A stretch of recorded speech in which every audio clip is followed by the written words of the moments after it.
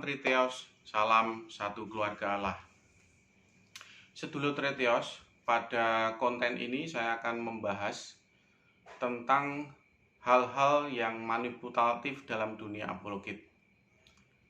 Jadi ketika panjenengan semakin mendalami dunia apologetik, panjenengan akan menemukan istilah-istilah yang memiliki sifat manipulatif. Jadi itu mengecoh perspektif Anda, mengecoh apa yang Anda yakini. Nah,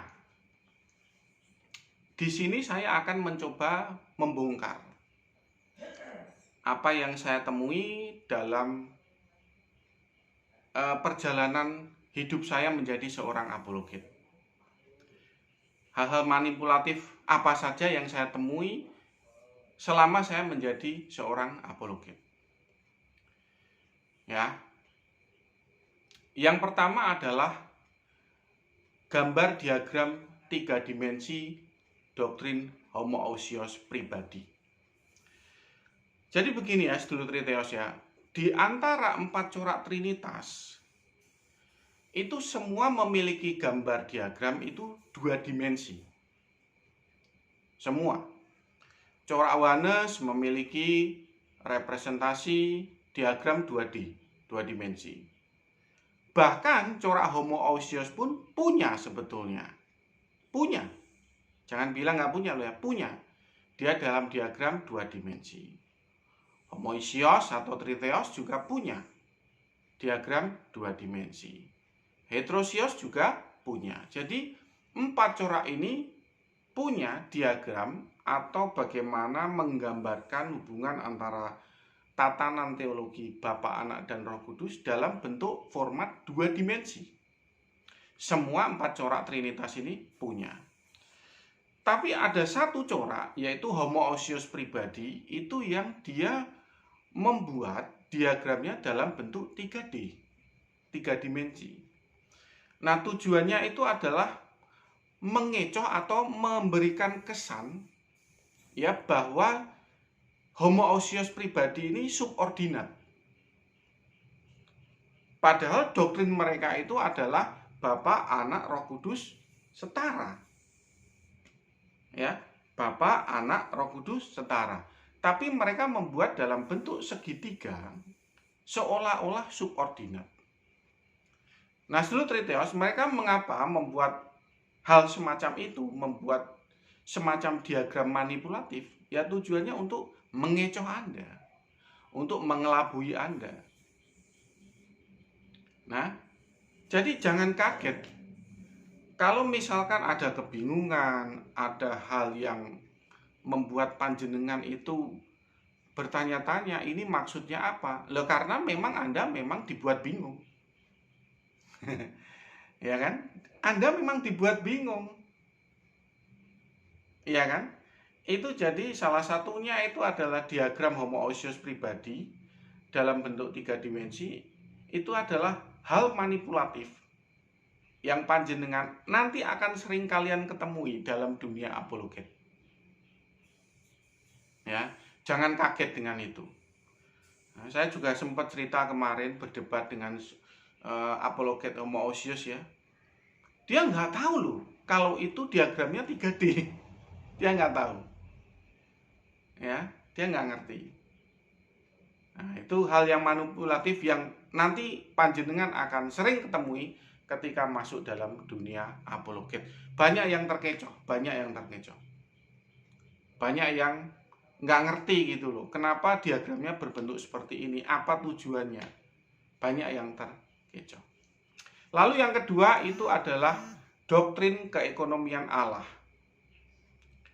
Ya, homoousios pribadi menyatakan bahwa ini hanya mengenai fungsional tatanan Bapa, Anak, dan Roh Kudus subordinat dalam bentuk fungsional.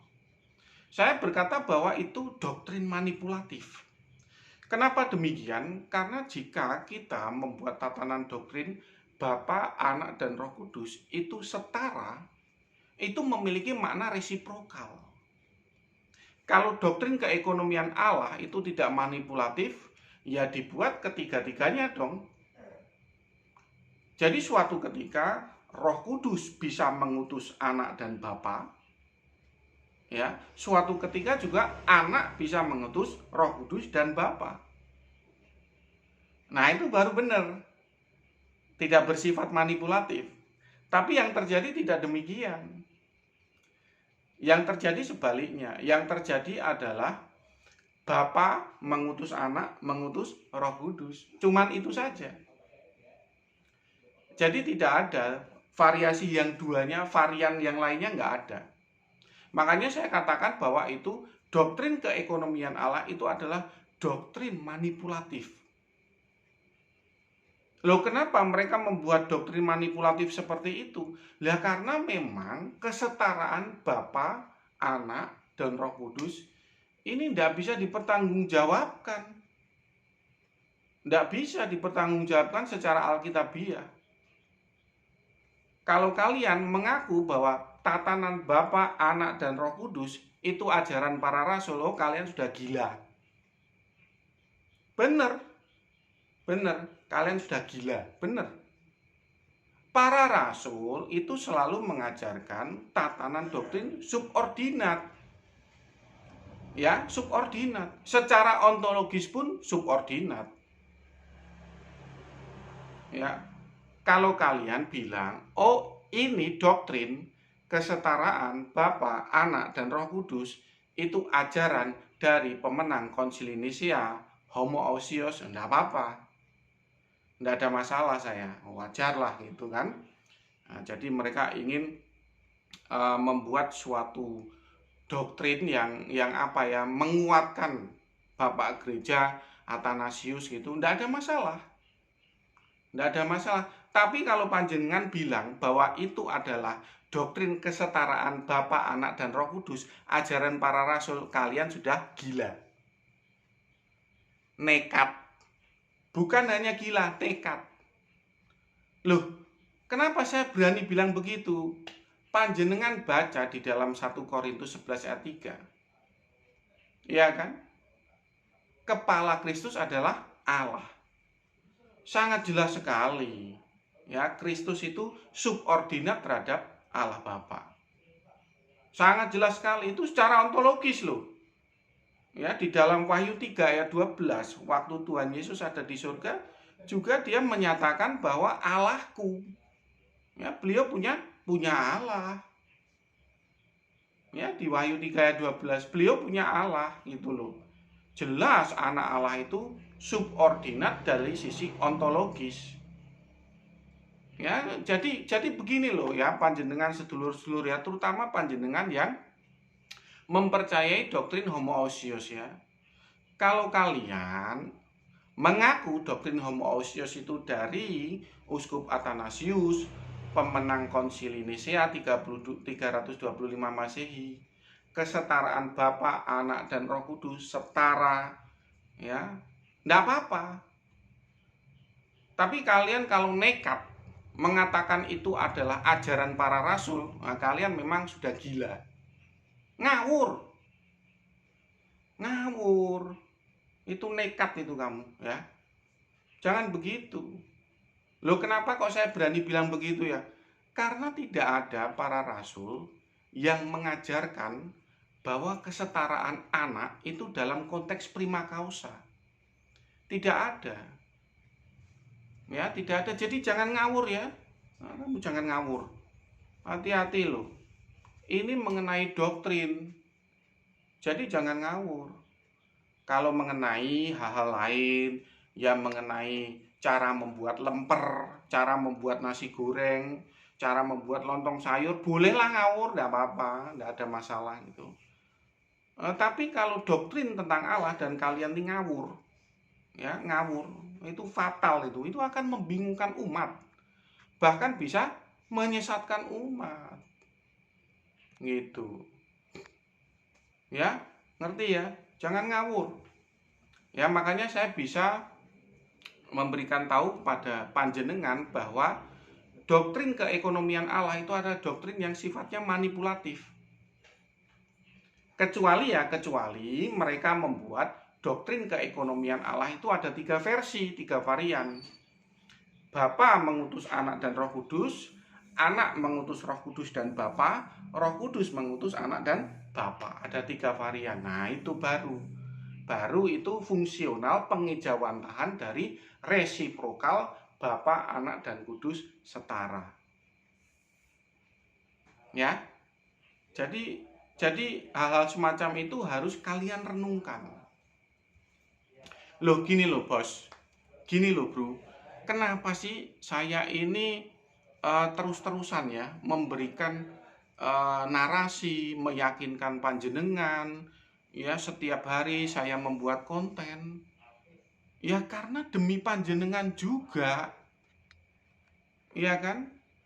Lah kalau misalkan panjenengan memiliki iman ya, iman yang simetris dengan apa yang tertulis dari dalam Alkitab, kan ya senang saya ini. Iya kan? Anda tidak perlu bingung, tidak perlu teka-teki, tidak perlu banyak pertanyaan atau tanda tanya dan kebingungan. Karena apa? Ketika panjenengan membaca Alkitab, oh iya benar, anak tunduk pada Bapa. Ya, 1 Korintus 11 ayat 3. Kepala Kristus adalah Allah. Ya, jelas itu. Ya kan? Subordinat itu sangat jelas. Itu ajaran para rasul gitu. Kesetaraan Bapa, Anak, dan Roh Kudus itu tidak ada. Tidak ada para rasul ngajarin begitu, nggak ada ya. Jangan nekat kamu ya, jangan nekatnya. Nah, itu hal-hal manipulatif yang kedua yang kalian akan ketemu kalau kalian masuk dalam dunia apologet. Lalu yang ketiga itu adalah sebuah narasi yang membuat Uskup Arius dan Eusebius itu nampak bodoh. Itu hal manipulatif yang ketiga yang kalian akan ketemui. Jadi begini ya, sedulur Triteos. Mereka itu menggunakan narasi begini. Kenapa di konsili 325 Masehi itu geger ya? Itu karena mereka berkata bahwa Arius mengungkapkan bahwa anak Allah itu tidak kekal. Jadi anak Allah itu sempat tidak ada. Mereka mengucapkan narasi-narasi yang sangat aneh. Loh, kenapa sangat aneh? Bagi saya itu kelihatan Arius atau Eusebius itu bodoh. Bukan seperti seorang teolog gitu loh. Loh, kenapa saya bisa bilang begitu? Lah sekarang begini ya. Manusia aja memiliki hidup yang kekal. Ya kan? Manusia memiliki hidup yang kekal. Lalu kemudian tentang konteks mamon, itu Tuhan Yesus mengajarkan bahwa kemah pun ada yang abadi. Manusia itu bisa hidup kekal, kemah pun bisa abadi. Iya kan? Lalu bagaimana mungkin selevel Uskup Arius dan selevel Uskup Eusebius bilang bahwa anak itu tidak kekal? Itu narasi ngawur, itu nggak mungkin keluar dari seorang uskup. Wah, nggak mungkin. Gitu loh. Itu hanya pelintiran, itu hanya manipulatif. Itu saya yakin 100% bahwa Uskup Eusebius dan Uskup Arius itu menolak menempatkan tatanan anak Allah itu setara dengan Bapa dalam konteks prima causa. Nah, itu yang benar. Itu yang benar, tapi dimanipulasi. Dimanipulasi dalam buku-buku baik Wikipedia atau buku-buku teologi menyatakan Uskup Arius dan Eusebius menyatakan bahwa anak Allah ini tidak kekal. Lah orang kan mendengar loh Arius pekok gitu kan, Arius goblok. Ya pastilah. Lah kenapa? Lah manusia aja bisa hidup kekal kok. Lah manusia aja bisa hidup kekal, masa anak Allah tidak kekal? Ya kan, itu sangat bodoh sekali. Nah, makanya itu jelas itu manipulatif itu. Nah, kalau kalian mendengar itu, narasi-narasi semacam itu, percayalah bahwa itu narasi yang manipulatif. Saya yakin 100% bahwa Uskup Arius dan Uskup Eusebius itu menolak anak Allah ditempatkan sejajar dalam konteks prima causa. Ya, itu hal yang ketiga, manipulatif. yang panjenengan akan temui ketika masuk dalam dunia apologet. Hal yang keempat itu adalah manipulatif dalam penggunaan kosakata monoteis. Ya. Lah panjenengan itu sebetulnya itu manipulasi saja. Istilah monoteis itu.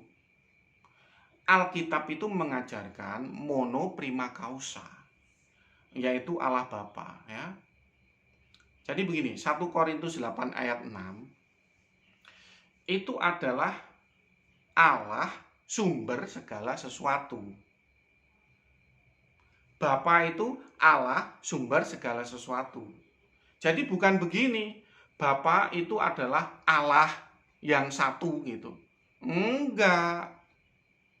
Ada lanjutannya. Iya kan? Nah, coba saya kasih contoh yang lebih ekstrim ya.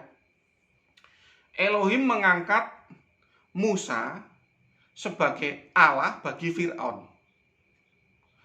Kalau kelanjutannya kalian potong, kalian buang, berarti Elohim mengangkat Musa menjadi Allah. Lah terus secara hermeneutik bagaimana? Dipertanggungjawabkan. Nah, aduh ngaco itu. Ngaco. Ya, jadi yang benar itu adalah theos ex hota panta. Jadi bukan theos gitu doang. Ya. Kalau kalian nggak percaya ya istilah ini, kalian coba baca di dalam Kisah Rasul 14 itu. Ya kan? Itu Rasul Paulus dengan Rasul Barnabas di sebuah daerah yang disebut Listra, ya. Mereka memberitakan Injil. Ketika mereka memberitakan Injil, di daerah itu ada seorang yang lumpuh sejak kecil. Lalu kemudian Rasul Paulus melihat bahwa orang lumpuh ini memiliki iman ketika mendengar pemberitaan Injil. Lalu Rasul Paulus mengadakan mujizat di situ sehingga orang yang sejak kecil itu lumpuh dia bisa berjalan. Apa yang terjadi? Masyarakat penduduk di sana menganggap Paulus dan Barnabas itu sebagai theos. Padahal mereka manusia loh. Ya, jadi kalian dengar ini, yang kalian itu kena sihir istilah monoteis ya. Dalam budaya Yunani, theos itu berlaku pada banyak hal. Ya kan? Zeus theos, Hermes theos, Paulus theos, Barnabas theos, Tuhan Yesus theos, Roh Kudus theos, Allah Bapa theos. Hampir semuanya tuh disebut theos. Loh, lalu yang salah siapa? Yang nggak ada yang salah. Lah memang budaya Yunani itu begitu. Semua dianggap theos. Nah, ngerti ora? Ngerti kowe ora? Semua itu dianggap theos di dalam budaya bahasa Yunani. Yang salah itu kita. Ya, kita itu menganggap apa yang diajarkan dalam konteks bahasa Yunani itu adalah monoteis. Nggak nyambung bro. Nah, makanya terjadi manipulasi di dalam dunia apologetik. Salah satunya adalah istilah monoteisme. Yang benar apa? Yang benar ya monoteis ex hota panta gitu, atau mono prima causa. Itu baru benar. Ya. Atau kalau dilanjutkan, kata sandangnya dilanjutkan ada tambahannya. Satu-satunya Allah yang benar. Ya, toh? Mono, ton, aletheon, theon. Nah, begitu. Jadi ada keterangan lanjutnya di atas theos itu. Ya, jangan terus langsung monoteis dah dipotong begitu. Nah, makanya terjadi manipulasi. Nah, panjenengan yang baru terjun di dalam dunia apologetik akan bingung terhadap manipulasi semacam ini. Nah, ini 4 manipulasi yang apa sebetulnya sangat krusial untuk dimengerti oleh para sedulur teos yang mencoba masuk ke dalam dunia apologet. Kenapa? Supaya tidak terkecoh dan supaya nggak bingung. Gitu ya sedulur ya, ngerti ya? Jadi ada 4 hal manipulatif yang kalian akan ketemu ketika Anda menjadi seorang apologet di dunia maya. Mudeng ya? Mudeng ya? Oke. Salam Triteos, salam satu keluarga Allah. Tuhan memberkati.